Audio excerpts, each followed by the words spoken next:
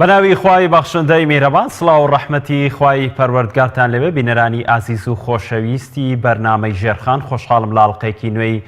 بەرنامەکەتان پێتان دەگەمەوە هەڵبەتە ئەڵقەیەم جارەمان تایبەت کردووە بەوەی کە چۆن سەرمایەکەمان بەگەڕ بخەین بێگومان هەموو تاکێکی کۆمەلگا هەوڵەدات بەشێک لەو داهاتەی لە بەردەستایەتی بەشێکی هەڵبگرێ و پاشەکەوتی بکە دوجار دەبێتە سەرمایەک ئەو سەرمایەش بێگومان باشتر وایە کە لە کارێکدا لە پرۆژەیەکی بەرەمێناندا بەگەڕ بخرێ بەڵام زۆر بەمان ئەو خوێندنەوە و دیدگایەمان نییە چۆن ئەو سەرمایی کە لە بەردەستماندایە بەگەڕی بخەین و بیکەینە پرۆژەیەکەوە بۆی ئەو سەرمایە لە جوڵەیە بێ و نەوەستێت هەڵبەتە بۆ قسەکردنی زیاتر و خوێندنەوە و دیدگای زیاتر بۆ بەگەڕخستنی سەرمایەکانمان بە میوانداری بەڕێز ئەحمەدی حاجی ڕەشید پسپۆڕی ئابووری شەنوکەوی ئەم بابەتە دەکەین ماوەسا ئەحمەد سوپاس بۆ ئامادەبوونت. سپاس بۆ بەڕێز. ماوەسا ئەمەوێت بۆ دەست پێ بکەم سەرەتا بێگومان ئێمە دینمان ئاینی پیرۆزی ئیسلامە بێگومان ئاینی پیرۆزی ئیسلام پانتایەکی زۆری لە ئابووری ئیسلامی گرتووەتەوە خوێندنەوە و دیدگای ئیسلام چییە بۆ ئەوەی چۆن سەرمایەی تاک بەگەڕ بخرێت. بەناوی خوای بەخشندەی میهرەبان سپاس بۆ تۆ ماوەسا بەڕێز سپاس بۆ بینەران. سەرمایە لەوانەیە ئێستا کە هەر کەس گوێی لە بەرنامەکە ئێمە بێ وا تەسەوور بکە سەرمایە بریتە لە بڕێک پارەی زەبەلاحی گەورە کە بتوانێت مەشروعێکی گەورەی پێجەبەجێکە بە پێچەوانە ئەو بڕەپارەی کە دانراوە بۆ پاشەکەوت ئەوە بێتە سەرمایە اینجا بڕەکەی چەند کەم بێ یا چەند زۆر بێ ئەوە کەوتۆتە سەر قابلیەت و توانای ئەو کەسە کەواتە لە 1000 دینارەوە کە نرخی سەهمێک لە قانونی ئەسوم و شەریکاتی عراقیە 1 دینارە کەواتە بە 1 دینارە توانی سەهمێ بکڕی کەواتە سەرمایە لە 1 دینارەوە دەست پێەکە تاوەکو مەلاین دینار و مەلاین دۆلار. شریعەتی ئیسلام و هەر ئابووریە کە زیندوو بێ بە تایبەتی شریعەتی ئیسلام ڕێگە نادا بە سەرمایەکە عاتڵ بێ واتە بوەستێ و لە جێگەی خۆیان چونکە هەمیشە سەرمایە کە وەستا داخورانی بەسەردادێ بۆ ئەمە بەستە بۆ ئەوەی سەرمایە نەوەستێ عاتڵی بەسەرانەیە چۆن ئیسلام هەوڵەدا کە ئینسانەکان لە بەرهەمی دەستی خۆیان بخۆن یا لە ئیش و ئینتاژی خۆیان بخۆن بە هەمان شێوەیەش کاتێک سەرمایە ئەبێ ئیسلام ڕازی نابێ بۆی ئەم سەرمایە بوەستێ چکە ئاەتمان هەیە والذین یەکتەنیزون الذهب والفضة ولا ينفقونها في سبيل الله کەواتە ئیکتیناز واتە پاشەکەوتکردنی خستنە لایەوە لە هەمان کاتە ئەمە وەکو سەرمایەک سەیرەکرێ پارێش بە هەمان شێوە کاتێکەوە دائەنرێ ئیسلام کۆمەڵێک حدودی بۆ داناوە یا کۆمەڵێک ڕێگە چارەی خسوەتە بەردەمی بۆ ئەوەی ئەم سەرمایە نەوەسێنرێ ئەم پارەیە هەمیشە لە جوڵە و حرەکابێ بەرهەم بەدەست بێنێ. بۆ نمونە ئێستا لە عراقی ئێمەدا حجمی کوتلەی نەقدیمان 6 تریلیۆن دینارە حجمی تەداولی نەقدیمان 38 تریلیۆن دینارە ئەو پارەی کە تەبع کراوە لە عێراق و کە دانراوە لە مەخازن و لە قاسەکانی بانکی مرکزیە 6 تریلیۆن دینار تەبع کراوە پارە هەیە بەڵام ئەوەی کە لە ناو بازاڕایە 38 تریلیۆن دینارە کەواتە نزیکەی 28 تریلیۆنی لە ناو قازەکانە وەساوە کە ئەمە خەلەلێکی گەورەیە. چاپکردنی یەکێک لەو گلەیانەی کە لیژنەی مالی لە محافزی بانکی مرکزیان کرد کە بریتیە لەوەی 50,000 دیناری چاپی نوێ کردووە بەبێ ئەوەی نەقدی عراقی پێویستی بەوە هەبێ ئیزافەی ئەم جۆرە دراوەی بۆ بکەی کە لە کاتێکە ئێستا دراوەکە لە ناو مەخازنی بانکی مرکزیە ئەو پێداویستیە ضرورەی نەبووە کە بێتە بازار و مامەڵەی لەگەڵا بکە بۆیە شریعەتی ئیسلام کاتێک کە زەکات دانێ لەسەر پارەی خەوت و کاتێک کە ساڵی بەسەراتەیە پەڕێ لە 1.5 لە سەردانرێ ئەمە بۆ ئەو مەبەستەیەکەوا سەرمایە نەوەسێ هەمیشە سەرمایە لە جوڵابێ تەدەفقی دەوری نەقد بکە دەخل و نەقد بکە بۆی هەمیشان پارەی لە جوڵانە بێ هەمیشە سەرمایە بدەزێنێ چونکە سەرمایە ڕاکێشێ. ئابووری زیندوو هەمان هۆکارە هەمان ئالیەتی هەیە ئەو ئابووریانەی کە زیندوو نایەڵن سەرمایە بوەستێ اینجا ئەو سەرمایە لە هەر وڵاتێک بێ ئێستا لە ڕێگەی عەولەمەی نظامی مالیوە لە هەر کوێبتەوێ ئەتوانی سەهم بکڕی لە هەر کوێبتەوێ ئەتوانی سەنەد بکڕی بۆیە ئابووری زیندوی ژوای کردووە کە نابێ سەرمایە بوەسێ بۆیە چۆن شریعەتی ئیسلام پێش 1400 ئەوەندە ساڵ قبوڵی نییە سەرمایە بوەستێ پارەکان لە ناو ماڵەکان بوەستن بۆ معلوماتی بەڕێست و بینەران لە ئێستادا 90 تریلیۆن دینار لەو پارەیە کەوتم 38 تریلیۆنە نزیکەی نیوەی یا لە ساڵ لێ و پارەیە لە ماڵەکانە تەجمید بووە وەسێنراوە ئەم ملیۆنێکی هەیە و 2 ملیۆنی و 5 ملیۆنی هەمووی دایناوە ئیشی پێنیە لە کاتێکە ئەمە دوو قەزی هەیە یەکەم عائەیەکی با بڵێن هین نییە ئیدیخاری نییە تاوەکو هاوڵاتیان بچن متمانیان بەوە هەبێ ئەسهومی شەریکات بکڕن یاخود مشارەکە بکەن لەو سەرچاوە ئیستثماریانەی کە لە دواییدا باسییانەکەین کە مەسادری ئیستثماری ئیسلامی چۆنن سیستەمی بانکیمان نییە بە شێوەیەک لە شێوەکان کە پارەکان بەڵام دوجارم پارانە و واقعی کۆمەڵە واقعی بازار واقعی بازاری خۆشمان کارێکی کردووە کە خەڵک متمانیان بە بازرگانەکان نەماوە بەهۆی هەندێک بازرگان کە لەمە و پێشپارەیان لە خەڵک وەرگرتووە دوجار لەبری ئەوەی قازان بەدەستبێنن سەرمایەکانیشان لە دەستداوە چونکە ئەو بازرگانانە دەرکەوتون بازرگانێکی ڕاستگۆ نەبوون یاخود مجازەفەیان بە سەرمایە خەڵکەوە کردووە بۆیە زۆربەی ئەو سەرمایە ئێستا لە ماڵەکانە ماوە ئیشی پێ ناکرێت لە سەرانسەری عێناقا نزیکەی 90 تریلیۆن دینار تەجمید بۆ هیچ نەشاتێکی اقتصادی نیە بۆیە لە ئێستادا ئابووری ناسان شتێکەڵێن لەبارەی سەرمایە وەساندنی سەرمایە ئەڵێ ئەو کەسەی کە پارە ئەخەوێنێ وەکو وایە قاڵبێک سەهۆڵ لە ناو لۆکەرێکە قوفڵ بدا لە مانگێکی گەرمادا کە دوایی ڕۆژانە داخورانی بەسەردادێ و پارەکە ئەگاتە قۆناغێکەوە هیچ ئیسفادەی لێ نەکا بۆیە ئامۆژگاریم بۆ هاوڵاتیان ئەوەیە کە نەیەڵن سەرمایەکانیان بخەوێ بەڵام مجازەفەشی پێوە نەکرد زۆر باشە پرسیار مەبێت چۆن ئەم سەرمایەن نەخەوێ بەڵام پێم باشە بەر لەوەی و پرسیارە بکەم بێگومان باشتر وایە جۆری سەرمایەکان بزانین ئێمە چەند جۆر سەرمایەمان هەیە بۆی کە لە ڕێگەی جۆرەکانی سەرمایەوە بتوانین سەرمایە بەگەڕ بخەین بە شێوەیەکی گشتی ئێمە دوو جۆر سەرمایەمان هەیە سەرمایەی نەقدیمان هەیە سەرمایە عینیمان هەیە سەرمایەکمان هەیە دراوە سەرمایەکیشمان هەیە کە عینە ینی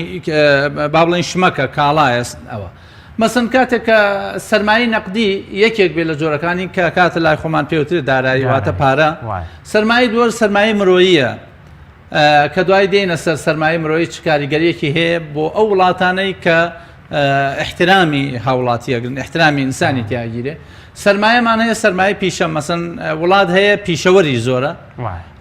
وڵاتیش هەیە لە هەندێک لە وڵاتە مەسن شارێکی وەکو سلێمانی ئایا چەند پیشەوەری ناوازەی تایە کە توانە دەسڕەنگینن سەرمایەمان هەیە سەرمایی مڵک مەسن باخە ڕەزە ئەرزی بەراوە ئەرزی دێمە سەرمایە مەسن سیارەیە کەشتیە هەچ کام لەو مادە عینیانەی کە توانێت ئەویان هەیە بەرهەم بەدەست بێن کەواتە هەموو ئینسانێک قابل بەوە هەیە سەرمایی دارایی هەبێ نەخێر ئینسانەکان مەرج نییە تەنها سەرمایی دارایان هەیە سەرمایی مرۆیی هەیە وڵات هەیە ئیسفادەی لەوە کردووە کە دانیشتوانێکی زۆری هەیە لە هەندێک وڵاتە ئەم دانیشتوانە بووەتە نیعمەت بۆی لە هەندێک دانیشتوانە لە هەندێک وڵاتە ئەم دانیشتوانە بووەتە نیقمەت بۆی وڵاتستان و سین ئەم مەسەن وەکو سین حتا هندستانیش یەکێکە لە وڵاتانێک ئێستا لە اقتصادیاتی ساعیدەیە چونکە لە G22 لە 20 وڵاتە ئابوووریەکەی جیهان کە ئێستا اقتصادی سینی هندی یەکێکە لەو اقتصادیانەی کە لە مەجالی کۆمپیوتەرات و شەریحاتی ئەلکترۆنیە یەکێکە لە وڵاتە زۆر پێشکەوتەکان لە مەجالی یابان و سین نادێ ینی لە توانای یابان و سین لە مەجالی ئەسلحە زۆر بەتوانایە لە مەجالی پزیشکیە زۆر بەتوانایە بۆیە سین یەکێکە لە وڵاتانەی کە هندستان یەکێکە لە وڵاتانەی کە ئەتوانێ منافەسەی سین و چواردەورەکانی بکە ئەو وڵاتانەی مەسەن دانیشتوان بۆیان بۆتە کێشە یەکێک لەوانە وڵاتێکی وەکو میسرە دانیشتوان بۆی بۆتە کێشە مەسەن زۆرترین ڕێژەی هەژاری لە میسرایە ئەو هەموو دانیشتوانی هەیە لە کاتێکە ئەو سەرمایە مرۆییە گەورەترین سەرمایە پیشەیان هەیە خەڵکی میسری زۆر دەزەنگین خوێنەواری زۆر بەتوانا و بینیتە زۆربەی خەڵکە ئەکادیمیەکەی مەجای بنووکی ئیسلامی و نووسرە ئیسلامیەکان خەڵکی وڵاتی میسرن بەڵام لەبەر ئەوەی وڵاتەکە خاوەن ئەوانەی کە ئیدارەی وڵاتەکە دەن خۆیان فاسدن بۆیە ئەو سەرمایە مرۆییە بۆیان بۆتە نەکبەتی ڕاست زۆر باشە کەواتە با بینە سەر باسکردنی سەرمایی داراییەکە سەرمای دارایی چۆن بتوانین بەگەڕی بخەین و کەسێک ئەم پارەی هەبێت چۆن بتوانێت ئەم پارەیە بەگەڕ بخات ئەم سەرمایە نەخەوێت لە لای طبعا سەرمایە لە دنیا ئێستا حەجمی تەبادلی تیجاری لە دنیا نزیکەی 6 تریلیۆن دۆلار لە کاتێکدا 6 تریلیۆن دۆلار وجودی نییە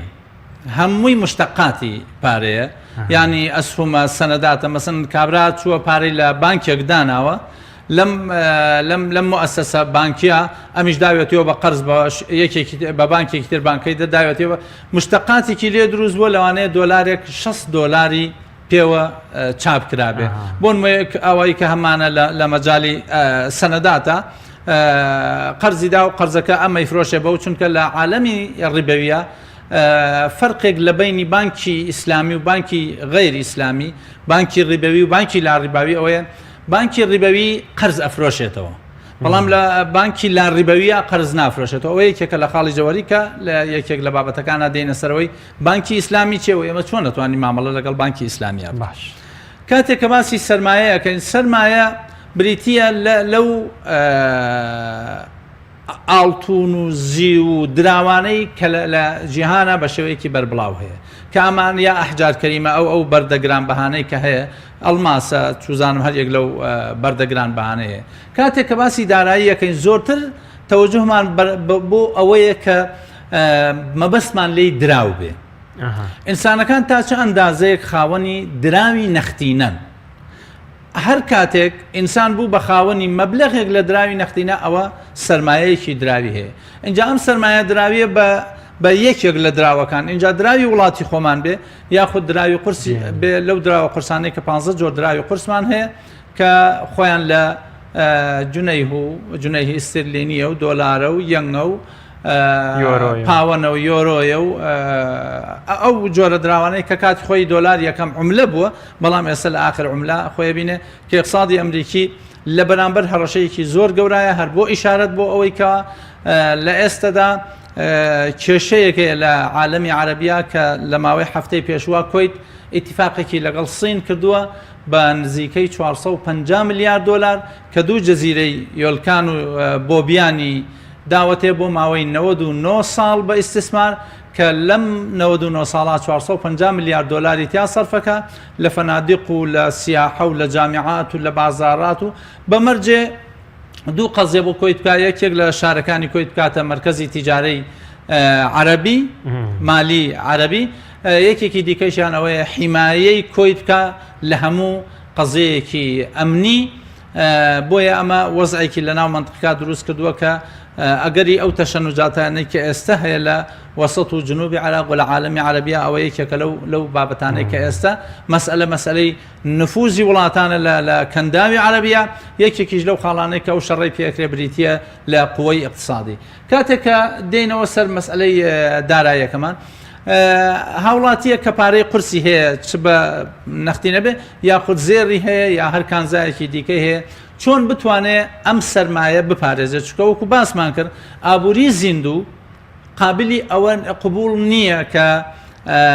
بیاڵێ سەرمایە بوەسێ بۆ چونکە هەموو دراوێک لە جیهاندا قوەی شیرایەکەی گۆڕانکاری بەسەرادێ مەسن ئەڵێن مەقۆلەیەکی اقتصادی هەیە دینار اليوم لا يساوي دینار الغد دیناری ئەمڕۆ مساوی نییە بە دیناری سبەینێ چونکە لە ڕووی تەزەخم و ئەگەر تەزەخم چەند زیاد بکە قیمەی نەقد ئەوەندە کەمەکە باش چەند گرانی مەسەن هەڵایسان لە بازارێکە زیاد بکە ئەوەندە نەقدی ئەو وڵاتە قیمەی شرایەکەی لە دەستا بۆیە کاتێک سەیرەکەین سێ جۆر سیاست هەیە سیاسی مالی سیاسی نەقدی سیاسی ئێتیمانی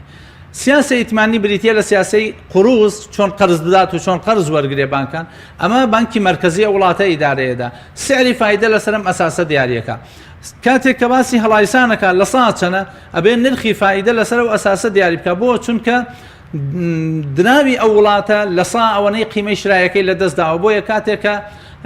10 ملیۆن دینار ئەداتە قەرز بەیەکێ بۆ ماوەی ساڵێک ئەبێ ئەوەندەی فایدە لێ وەرگێتەوە لە ساڵی داهاتووە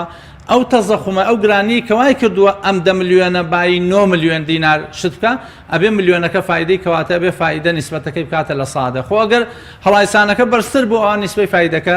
ئەبێ بکاتە لە 112 یا لە 114 بۆی لە 102 بۆ بانکەکە بمێنێتەوە باقیەکەیشی سەرمایەکە نەخورێ. نەخورانی سەرمایە لە اقتصادیاتی عالمیە بە شێوەی سعری فایدە پارێزگاری لێکرێت بە شێوەی چالاکی ئەگەر دانرا لە بنووکە بە شێوەی سعری فایدە بۆیە کاتێک کەسێک کە پارە لە بانکێک دانێ فایدە وەرەگرێ کامە لە شریعەتی ئیسلامە ڕێگە پێ دراو نییە و بە ڕیبا هەژمار کراوە. هەرچەندە هەندێک لە عولەما تازە ئەو ڕەئیان بۆ دروست بووە کە ڕیبا لە نەقدا جیاوازە لە ڕیبا لە ئاڵتون و زیوە کە کاتی خۆی کراوە یاخود لە مەوادی خۆراکیە. هەندێک ئیشکالات لەمە دروست بووە هەندێک خلافات و دراساتی تازە دروست بۆ خوازیارم زانایان بتوان بگەنە ڕێگە چارەیەکەوە ئیسفادە لەم بابەتە بکرێت. زۆر باش بەنسبەت عفوم بکەیت باش بەنسبەت سەرمایی دارایی لە اقتصادی ئیسلامیە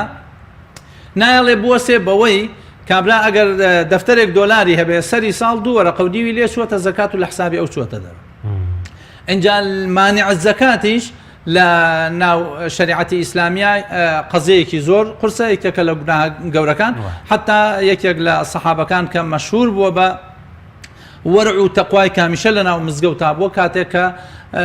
سەرمایە بەدەست ئەهێنێ کە زەکات واجبە بێ زەکات نادا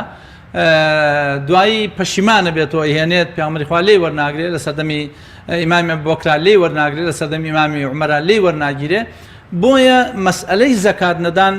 قەزەیەکی زۆر گەورەیە و نەدانی زەکات کە چۆن ئەچێتە خانەی ئەوەی کەوا گوناهی کەبیرەیە بە هەمان شێوە ماڵ و سەروەت و ئەوانە تووشی فەلاکەت و بەهەدەدانەکە. بۆیە سەرمایە چۆن بپارێزین ئەمە بابەتەکەی ئێمە. سەرمایە پاراستن یەکەمیان وەگەرخستنە یعنی ئەبێ هەمیشە ئەو سەرمایی کە هێمانە چەند کەم بێ بتوانین لە ڕێگەی برایەکمان خوشکێکمان چوزانم دۆستێکمان ناسراوێکمان ڕەفیقێکمان تاجرێکی سیقە پێکراوە ئەم سەرمایەمان وەگەرخین. مەسەڵەن سەیری کۆمەلگا من ئەوەی متابعەم کرد بێت لەناو کۆمەلگەی خۆمانە با بڵێن کۆمەلگەی هەولێر زیاتر ئەم مەسئلەیە لای گەشەی سندووە ئەگەر پارەیەکی سادەی دەستکەوێ ئەچێ ئیداتە شتێکی سادە کە پارەی بۆ بەدەست بێنێ. مەسەن لەوانەیە ئەو لەگەڵ کەسێک کارڕێکەوێڵێ عەرەبانەیەکی سێتایەت بۆ ئەکڕم تۆ بەکاری بێنە بە قازان شەریکی هەردووکیان ئیسفادەی لێەکەن یا یەکێک لەم ماتۆڕە دەستیانەی کە ئێستا ماتۆڕە سێتایەکان یان خود ئەگەر پارەکەی لەوە زیاتر بوو ئەمە لای خەڵک مەشهورە کە تای سیارەیەک ئەکرێ. تای سیارەیەک مەشهورە بەوەی کەوا یەک لەسەر چواری سیارەکە چونکە بە حکمی ئەوەی سیارە لەسەر چوار تایە ئەڕوە ئەڵێ تای سیارەیەکم هەیە یا مەسەن جیازێکی چنین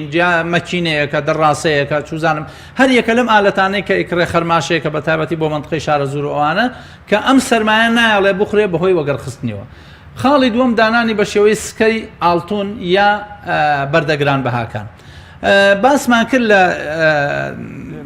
بابەتی پێشووماندا کە ئاڵتون مەبەستمان پێی ئەو خشڵ و زێڕن نییە کە خانمان خۆیانی پێ ڕازێنەوە چونکە ئەوە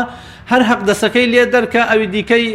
ئاڵتونە ئاساسیەکەی چونکە گۆردانانی ئەم ئاڵتونە یا کڕینی ئەم ئاڵتونە لە کاتی فرۆشتنەوەی هەموو قازانجەکە چۆتە و هەقدەسەی کە لێیان سندوی بۆیە کاتێک کە باز لە پارەدانانەکەین ئەبێ ئەو پارانە لە بانکەکانە وەربگیرێن کە بریتە لە سکەی ئاڵتونی کەوە لە ئێران هەیە لە عێراقەیە لە بانکی مرکزی هەیە بەڵام ساڵانە ئەمە تەوزیعکرێ بۆیە لە ڕێگەی ئەم دوو خاڵەوە ئەتوانین با بڵێن سەرمایەکانمان پارێزین. خاڵی سێهەمیان کە سەرمایی داراییمان هەیە زۆر جارە و پرسیارە لە من ئەکرێ بۆ ئەوەی ئەم پرسیارە تەعمیم بێ بۆ هاوڵاتیان کەسێک هەیە ئەڵێ مامۆستا من پارەم هەیە و دیناری عراقیم هەیە چی لێ بکەم بیدەمە مڵک باشە یاخود بیگۆڕمە بە دۆلار یا بیدەمە ئاڵتون. لە حاڵەتێکی وەزعی سابتە ئەگەر ئەوێ مەسەن بەهین بێ جارێ مڵک دوو جۆر مڵکمان هەیە مڵکی زیندومان هەیە مڵکی مردومان هەیە لەوانەیە کەسێک بیر لەوە بکات و بیاتە ئەرزەیەک لەو دەشتی شارە زوورە کە زەراعەت بەو شێوەیە نەبێ بێتە مڵکێکی مردوو یا خۆت بیداتە مڵکێکی تیجاری مڵکی تیجاری زۆر کەم پاشەکشەکە بەڵام مڵکی غیر تیجاری بەڵام مڵکی تیجاری ئەوەشمان لەبیر نەچێت گرانەوە بە هەموو کەس ناکڕێ. بۆیە کاتێک کە باس لەوەکەین کە چۆن سەرمایەکان ئەگەر ویسمان داینین سەرمایەی داراییمان هەبوو پارەمان هەبوو چۆن بمانەوێت داینین ئەبێ بیر لەوە بکەینەوە کە بە شێوەی محفەزە دایبنین بە تایبەتی ئەگەر دیناری عراقیمان هەبوو ترسمان لەوە هەیە کە ئاڵوگۆڕ بەسەر سیارەکە هەبێت لە بەرامبەر دۆلارە ئەگەر بمانەوێت بە شێوەیەکی پارێزرا و ئەتوانین بە دوو بەشداینین بەشێکی بکەینە دۆلار بەشێکی بکەینە دۆلار لە کاتێکا دیناری عراق گۆڕینەوەکەی ارتباطی عملەی عێراقی ارتباطێکی مباشری هەیە بە دۆلاری ئەمریکیوە لەبەرەوەی لەسەر ئەساسی ئەمە کاتی خۆشی شەڕی کەندا و لەسەر ئەساسی ئەوە دروست بوو کە عێراق ویست فەکی ارتباطی عملەی خۆی بکەواتە عملەی خۆی واز لێ بێنەوە بە یۆرۆ یا بە دیناری خۆی مامەڵەی کڕین و فرۆشتنی نەوت بکا بۆ بەرزکردنەوەی عملەکەی بۆیە ئێستا هەر وڵاتێک تەلویح بکا بەوەی کەوا مامەڵە بە دۆلار ناکە ئەمریکا ڕاستەوخۆ مووقفی لێوەگرێ و تووشی قەیران و ئەو قەزیانەیەەکە بۆیە محفەزە بەکاربێنین ئەتوانین مەسەن نیوەی دانین بە دۆلار نیوەی دانین بە دینار ئەگەر دینارەکەشکا دۆلارەکەمان قەرەبوومان بۆ کاتەوە ئەگەر دینارەکە بەرز بووە دۆلارەکەشکا دینارەکە قەرەبوومان بۆ کاتەوە بەم شێوە سەرمایەکەمان نمێنێتەوە لە هەموو حاڵەتەکانە زەکاتەکەیمان هەر ڕاستە عیبادەتە و خێرمانەکە بەڵام زەکات واجبێکە ئەدای واجب بریتە لەمانەوە لە چوارچێوە لە سنووری بازنەی ئیسلام ڕاست بەس ئاڵتوونەکەمەوە سەحمەد من بەرنامی پێشوو چەند کەسێک پەیوەندیشی پێوە کردم ینی هەم تێبینی ئەویان هەبوو کە ئێمە لە بەرنمەکە چەندین جار ئەومان تیکرار کردو کە مەبەستمان خشڵی ئەوە نیە کافرەتان بەخۆیەکە تێبینی دووەمیان ئەوە بوو ئەم لە هەرێمی کوردستان ئەم خشڵە دەست ناکەوێ ببورن ئەم سکەیە دەست ناکەوێ ینی پەنابەرن بۆ شوێ بەشێک لە سەرمایان هەیە دایانناوە ئەیانەوەی بیکەن بەم ئاڵتوونە پەنابەر خۆی کێشەیەکمان هەیە لە هەرێمی کوردستانەکەەوە حکوومەتی هەرێم بەرپرسەلەوە بە تایبەتی ئیدارەی سلێمانی چونکە بانکی مرکزی کات خۆی دوو فەرعی هەبوو لە هەولێر و لە سلێمانی لەبەرەوەی خسویانە ژێر هەژمونی وەزارەتی دارایی حکوومەتی ئیتیحادی هەردووکی سەحب کردنەوە ئێستا فەرعی بانکی مرکزی لە هەولێر کراوەتەوە بەڵام لە سلێمانی تا ئێستا نەکراوەتەوە من بە دۆدا چوونم کرد ئیدارەی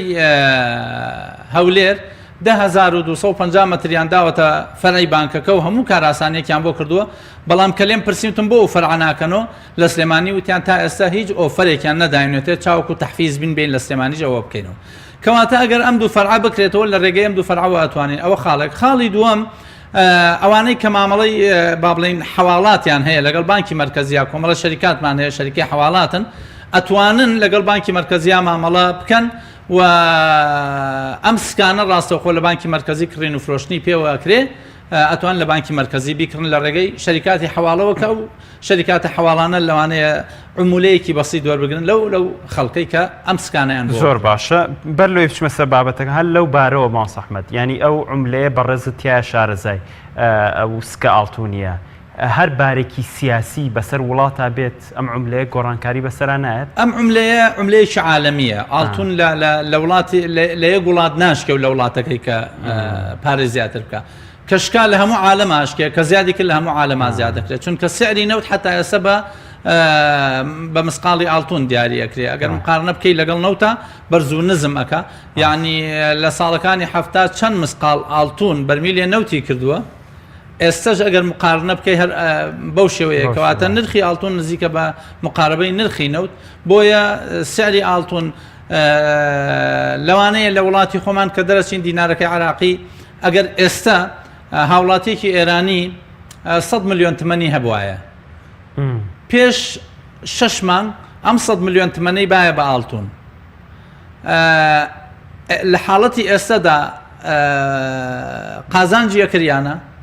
سکەکەی ئێران شکاوە چکە دراوەکەی ئێران شکاوە بووەتە زیاد لە 3 زوعفی خۆی شکاوە بۆیە ئاڵتون لە ئەگەر شکا لە یەک وڵات ناشکێ لە هەموو جیهانە ئاعتیبارەکرێ بە سکەیەکی گیانی ئەتیبارەکرێ بە کانزایەکی مەرغوبی گیانی بۆیە ترس لەوە نابێت بەڵام دووبارەیەکەینەوە خاتونەکان فشار نەخەنە سەر مێردەکانیان بڵێن ئاڵتونمان بۆ بکرە بۆی داینێن بۆ کاتی زەڕۆمەبەستمانەوە نیە مەبەستمان سکەی زابێ خۆ ئەگەر بیشی کردن بۆ خاتونەکان کارێکی خراپ ناکەن و ئەوەش ئەمێنێتەوە بەڵام ناتوانن احتیفازی پێ بکەن بە سەرمایەکەوە چونکە خانمان خۆیان نەزانن ئاڵتونی خلیجی هەیە ئەوروپی هەیە عراقی هەیە ئاڵتونی ئێرانی هەریەکەیان بە نسبەتێک مسی تایە هەیەە تیتانیۆمی تایە هەیەە ڕێژەی ئاڵتونەکەی مەسەن لە عیارەکە یا شکلی دروستکردنەکەی لە شوێنێک مەرغوبە لە شوێنێکی دیکە مەرغوب دەست و چاوە خۆش بینە سەر سەرمایەکتر سەرمای پیشەیی مەبەست چییە ماڵ سەحمەد ینی ئەو کەسانە ئەگرێتەوە کە تەنها پیشە ئەزان یاخود هەموو کەس دەتوانێت جۆرێک لەم سەرمایە بەدەست بێنێت مثلەن ئێمە کاتێک کە باز لەوەکەن کەسێکمان هەیە پیشەوەرە پیشەوەرەکان تەمەەن لە هەموو وڵاتێک بە شێوەیەک لە شێوەکان چی باوە لە وڵاتە ئینجاگەر وڵاتەکە وڵاتێکی کشت و کاڵیە پیشەی کشت و کاڵی زۆر بەهرەی پێدەن زۆر احتیماماتی پێدەن لە وڵاتی ئێمە زۆر بەداخەوە تا ئێسا کە وڵاتێکین لە هەمان کاتە وڵاتێکی نەوتین وڵاتێکی کشت و کاڵیشین بەس پیشەی کشت و کاڵی تا ئێسا ئەو تەتەورەی نەکردووە ئێستا عێراق تووشی گەورەترین کاریگەری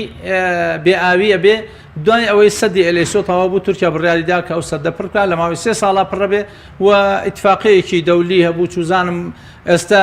ئێران ئەو 22 ئاوەی کە دێنە ناو عێراقەوە هەمویان سەدیان لەسەر دروستەکە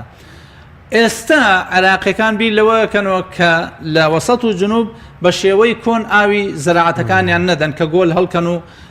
سەرێ دوو سەر ئاوی پیا بکەن و لە کاتێکە چڵێک دراخت پێویستی بە پەرداخێک ئاو خواردنەوە هەیە 100 ئاوی بە بناڕوا و زۆربەی ڕاتە ناو ئەرزەکەەوە نەبێ ئێستا تازە باسی نظامی تەقتیرەکەن لە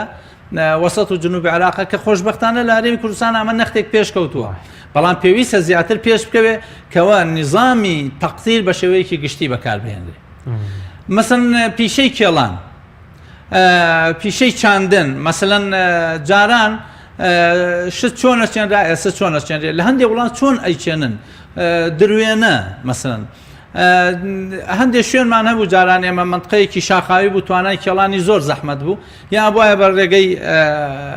حیوانات بکێڵرایە یا بە پاچ و خاکەناز و بێڵ و ئەوانە کە ئینسانەکانی زۆر ناڕەحەتەکەن ئێستا مەسەن مەکینەی دەستی هاتووە زۆر ئاسانە بگوێزێتەوە بۆ ئەو شوێنانە و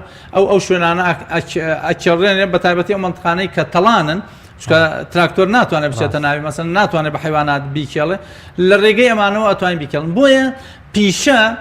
ئەبێ هەمیشە لە گەشابێ ئەگینا دواکەوین لە قەزەی تەکنۆلۆژیای عەسری و دواکەوین لە بەرهەم چونکە ئەوەی ئێمە ئێستا بەرهەمی ئەهێنین هەمان زەویە بەڵام ئەبێ بە ئەندازەی دانیشتوان بەرهەم بهێنین جاران دانیشتوانی عێراق بۆ شێوەیە فراوان نەبووە لەبەرەوەی دەشتی شارەزور ئەوەندە ئەرکی لەسەر نەبووە ئەوەندە خەڵک بەخێوکە بەڵام ێستا لەسەرەتی ئەزعافی جاران مەسەن هەر بیرمان بێ ئێمە لە ساڵەکانی هەفتا هەشتاکان منطقەی شارەزوو چەند سەد هەزار کەس بووە بەڵام ئێستا چەند سەد هەزار کەسە ساڵی 2005 سلێمانی ملیۆنێک و 500 هەزار کەس بووە ئێستا ملیۆنێک و 900 و باز لە 2 ملیۆن و شتێکی شەکرێ کەواتە ڕێژەی دانیشتوان کە زۆرە بێ ئەبێ ڕێژەی بەرهەمی ئەو وڵاتەش زیاد بکە هەرچەنە بەداخەوە تا ئێستا حکوومەتی هەرێم نەیتوانیوە پیشەی کەشاوەرزی یا کشت و کاڵی پەرە پێ بدە بەڵام جوتیارەکانمان ئەبێ پەرە بە ئەو پیشەیە بدەن مەسەن ئەو کاتی خۆی پیشەی ڕاکێشانی ئاو ئاوەڕۆ مەسەن بم بۆری ئاسنە بوو ئەوەنە زەختیان کردبوو لە دایزکردن وەساکان دوای ئەوەی بۆریەکە ژەنگە کرد مەسەن لە شوێنێک لێ بەڵام ئێستا ئەوە ماوەی چەند ساڵێکە بۆری پلاستیک هاتووە ئەم مشتە بیدایەت زۆر کەم بوو ئێستا هەموو ماڵێک لە ماڵی خۆی ئاتوانێت هیتەرێک بکرێت بە 12,000 و مەقەسێک بە 5-6,000 و خۆی ئیشەکانی خۆی بۆریەک لێرە ڕائەکێشی قەتعیەکەی فڵانێکی فیسارێکی بۆیە مەسئلەی پیشەوەری دیسانە بێ گەشە بکە ئەوەش گەشەکردنەکەی بابە چییە بە ئاگاداربوون لە تەکنۆلۆژیای سەردەم مەسەن جاران پەنجەرەی ئاسن هەبوو هەمیشە هەوا و ئەوە پەردەیان بۆ کرد و چوزام زستان نایلۆنمان لێدا و هەموو زستانێکەوە کێشە بوو کە چۆن دیوی پەنجەرەکە لەو دیوە بە نایلۆن بە تەختە و بزمار بگرین و لەم دیوشە و پەردەیەکی ئەستوری بۆ بکەین بە تابەتی شەوانی زستان یەک بەتانی ئەستوریان پێ هینەکرد بۆ ئەوەی نەفەس نەدا ئیتر زۆر جار ئەگەر هەندێک خانەوادە من لە یادمە مەقەڵی خەڵوزیان برد بە ژوورە بەهۆی یەکەم ئۆکسیدی کاربۆن و چەند کارەساتی گەورە ڕوویدا ئێستا چووەتە مەرحەلەی ئەلەمنیۆم نەخێر مەرحەلەی ئەلەمنیۆم تاک شوشە بوو ئێستا بۆتە جووت شوشە ئێستا لە مەعارضی دەولیە من لە مەعرضێک بووم لە غازیانتاپ شوشەیەکیان بەرەم هێنا بۆ ئەو شوشەیە نەیە هەش گەرما بداتە ئەم دیو یعنی کە تیشکی خۆر لە ناو ماڵە لێت ئەدا شوشەی ئێستا عازل نییە بەڵام شوشەی جۆرە شوشەیەکیان دروست کرد بوو کە عازلی گەرما بوو نەیە هەش گەرما کەواتە ئەو بڕە گەرمایی کە لە ناو ژوورەکایە ئەگەر زستان بوو نایەڵە سارد بێتەوە ئەگەر هاوین بوو نایەڵێ گەرم بێتەوە کە ئەو بڕەسەنما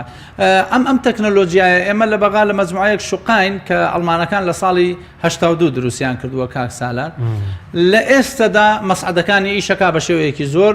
گونجاو و لە خلالی 2 ساعات تا ئێسش لەو مانگی حوتا سپلێت لە دەرەجەی 25-26 ئیش پێەکەوی زۆریش طبیعیە کە ئەم پیشەوەرانە کە لە کاتێکا ئێمە تا ئێستا خەریکی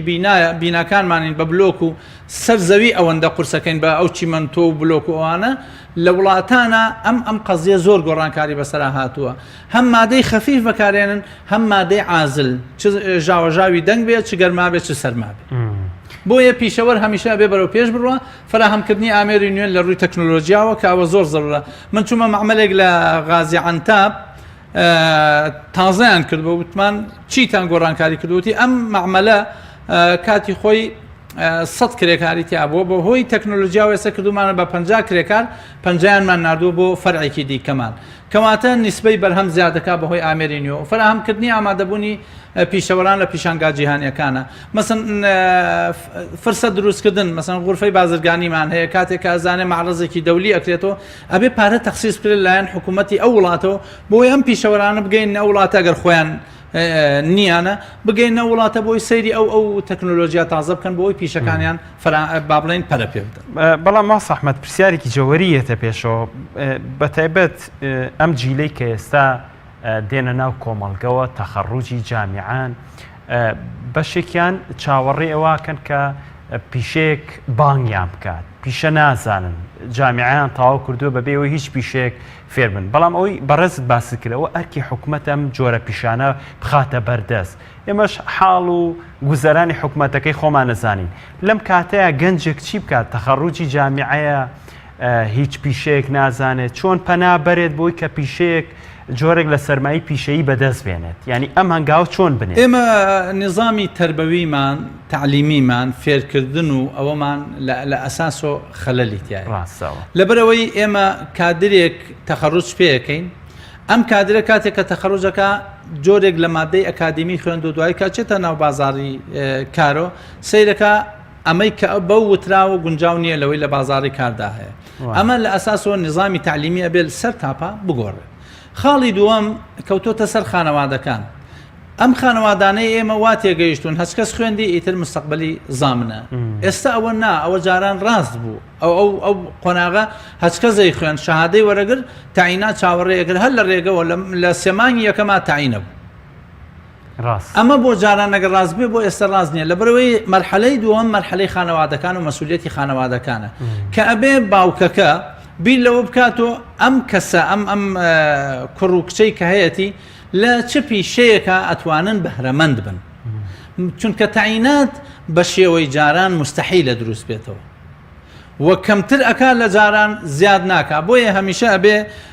خوێندکارانمان بیر لەوەکەن کاتێک کە شەهادەیە گۆرەگرن بۆ ئەوەیە بەرەو پێشبردننی پیشەیەک مەسەن کەسێک کە دکتۆر بێ زۆر داوای ئەوەی لێ ناکرێت کە پیشێک ئیلا بێ لە مەجای تووبەکەی خۆیان اینجا لە سەیدەلە دەوامەکە چوزانم لە خەسخانەیەکی ئەهلیە یا تاعینات ئەگەر تاعیناتەکەی بچکە مەسایلی پزیشکی حساسەوە بێ تاعیناتیان بۆ دروستکرێت بەڵام ئەوانی دیکە لە بیدایەتی خوێندنیەوە یعنی لە قۆناغی نۆ بەدواوە ئیتر ئەبێ ئاراستەیەک لای خانەوادەکە دروست بێ ئەیانەوێ ئەم کوڕیان بەرەو چه ئیتیجاهێک بڕۆ بەرەو ئیتیجاهی بازار و تیجارە دەڕوە بەرەو ئەوەی ئەچێتە ناو قۆناغی پیشەیەک بەدەستەهێنێ ئاسنگەریەکە مەسەن چوزانم دوکانی دروستکردنی پەنجەرە یا لە ماوادی کۆمپیوتەری ئیشکردن ئەبێ بە شێوەیەک لە شێوەکان مستەقبلێک بۆ خۆی وێنا بکە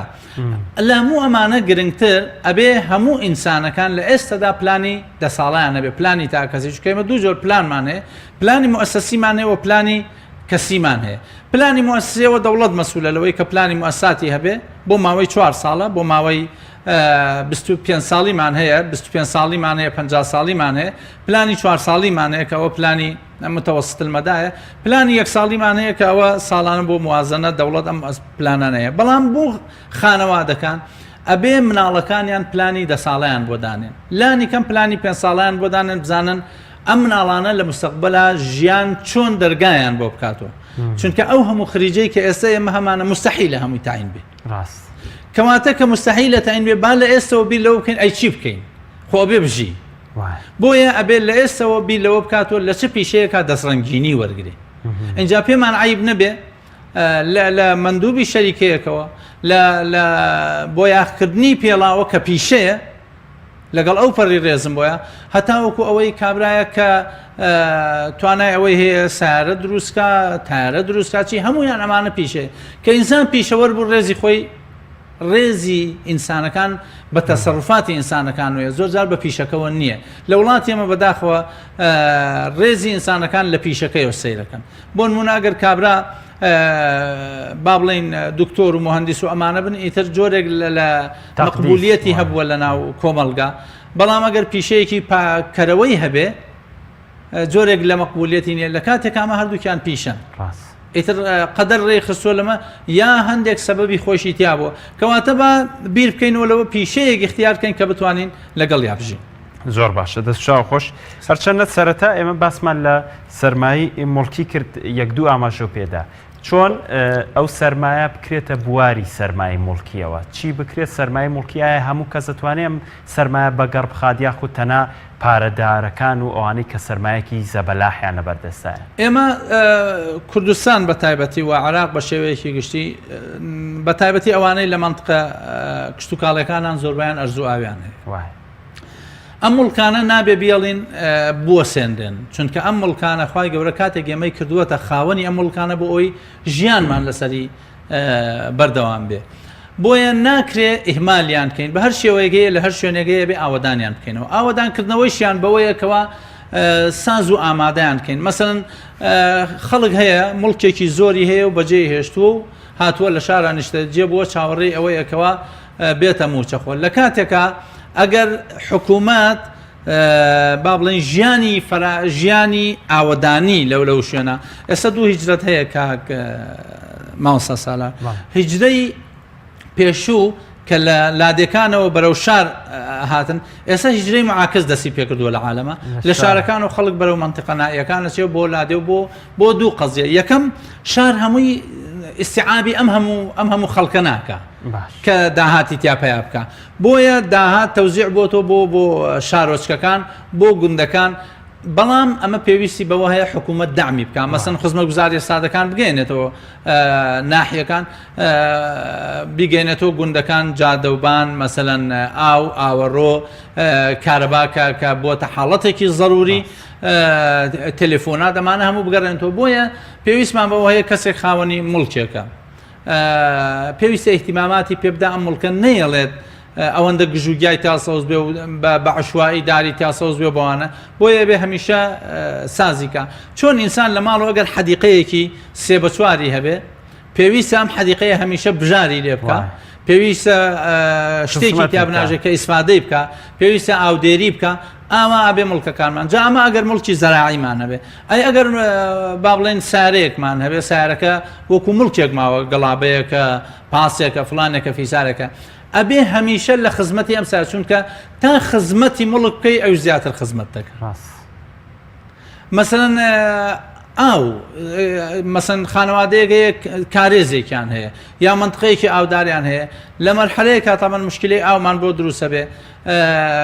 هەڵەبجە کاتی خۆی پڕ بووە لە کارێز سالار ئێستا هیچ کام لەو کارێزانە نەماوە کە زۆربەی بەشی خواروی هەڵەبجە بە مەرەزە کاتی خۆی ئاوە دێرا و هەمووی لە ڕێگەی ئەم کارێزانەوە بوون کە لە ژێر شاخی شنەروێ و ئاهاتنە دەر هەموو ئەمانە ئەبێ ئیحتیمامیان پێ بدرێت و مەینیان بکەین نۆژەنکردنەوەی مەسەڵەن سارەکەتە 6 مانگ جارێک زەرورە بیبەی بۆ لای وەسابزانی پێش ئەوەی زەرەر لێدا زۆربەی خەڵکی ئێمە کاتێ بەنسی سارەکەی داخڕی ئاگای لێ نییە شەخشێکی بەنسەکان دێ هیچ گوێی لێنی و هەر لە سەر ڕوا کاتێکگە ڕوا بۆ لای فیتەڕڵە کاکە وڵا فلنجەکانیشی خەسار بوون ئەبێ بیگۆڕی ئەمە بریتە لە نەبوونی سەقافەی با بڵێن نۆژەنکردنەوە یعنی تۆ بەنسەکان پارەیەکی زۆر کەم بدەی باشتە یاخود فلنجەکان بۆڕی و ڕۆژێکیشی دەوامە بوەسێ بۆیە هەمیشە ئێمە کاتێککە مڵکێکمانەیە بێ خزمەتی بەڵێ هاوکارانم پێمەڵە هیچ کاتر نەما ئەگەر تۆ هیچ نەما بۆی من ئەوە تەنها ئەوەندەم ماوە کەوا سەرمایەکان دوایی چۆن وەگەڕیان بخەین بە تایبەتی سەرمایە دارایی لە هەفتەکانی داهاتوە ڕوو ئەەکەینە ئەو بەشانەی کەوا لە اقتصادی ئیسلامیا چۆن ئەتوانین سەرمایەکانمان وەکو خەڵکی مسلمان وەگەر بخەین لە ڕێگەی مەسادری ئیسtismاری ئیسلامی کە ئەویش مرابحەیە مزاربەیە مشارەکەی استثناء سەلەمە مزارعەیە هەموو ئەم بەشانەی کەوا چۆن بتوانین لە سەرچاوەیەکی ئیسلامی بەکاربێنین کە ئەمانش بە دوو شێوەیەکرێ یان لە ڕێگەی بنووکی ئیسلامیەوە کە شەرحی بانکی ئیسلامیەکەیم زانین بانکی ئیسلامی چێ و ئایا ئیسلام وەڵامی سەرمایەی داوەتەوە بۆەوەی بیپارێزێ یانە چاوەڕێمان بن لە بانکی ئیسلامیە باسی ئەو بابەتە بە فراوانیە. بەڵێ زۆر سپاس بۆ تۆ بەڕێز ئەحمەدی حاجی ڕەشید پسپۆڕ یابووری سپاس کە لە ماڵقێژ لەگەڵمان بووی. بینەرانی ئازیز و خۆشەوی سپاس کە بینەرمان بوون تاوەکو ئێستا بەخوای گەورەتان ئەسپێرم تا ئەڵقەی ئایندە و ڕۆژی شەمەی داهاتوو بەخوای گەورەتان ئەسپێرم کاتێکی خۆش.